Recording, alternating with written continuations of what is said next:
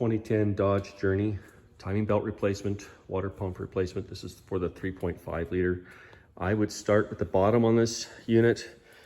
Get your tires pulled off, get it supported up on jacks. I have a hoist. You don't have to have a hoist, but get it set up so it's safe to work on. First step would be to remove that motor mount that goes across the bottom.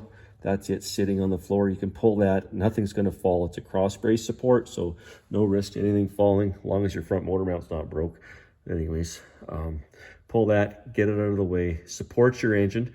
I use blocks and a jack, and this will allow you to go up and down, no problem. To drain the coolant, if you're doing the water pump, this is the line on the bottom side of the engine. Pop that off, the coolant drains super fast from there.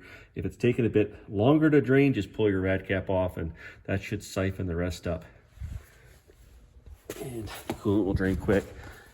Next would be to pull your coolant reservoir, set that aside. Power steering reservoir, I pull it off to get it out of the road. There's a clip for it here, and if you pop that out, that just gives you lots of movement to work around here. Now you're going to want to move your engine up and down a few times. So to do that, you got to pull your front engine mount out of the way. These are the parts here for that. Just take them all off. Check your mount. This will give you an idea of what a bad one looks like. You can see the split. So this is a good time to change your motor mount out. Now the engine can move up and down for ease of replacement. Power steering pump has to be unbolted. There is a belt tensioner that has to come out of the way. And if you get those two items out of the road by moving the engine up and down, you should be able to gain access to all your cover bolts, which do not need to come out yet. Next step would be the Harmonic Balancer. I have this set up here with this tool. PT Tools makes a good one. It's not too bad to work with.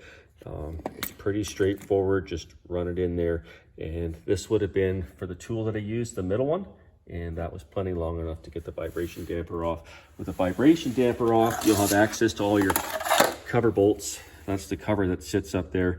There's a range of torques, 35, 40, 10 mil, I think 15 mil bolts. Just check that you got them all. Pull it off, and there's a secondary cover with a pulley on it, kind of the top front side. That guy comes off, and then you'll have access to the timing belt. Now, probably the most important part with timing an engine is timing the engine.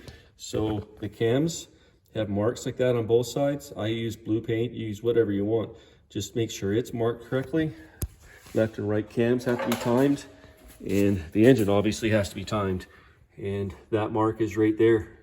So the crank has a mark, make sure it's lined up. And the cams have a mark, make sure it's lined up. Of course, when you put a belt in, and it's tensioned, make sure you bar the engine over a couple of times and verify your timing marks are good. For the water pump, at this point, it's gonna make a mess, so I'm not gonna do it right now, but the water pump just sits up.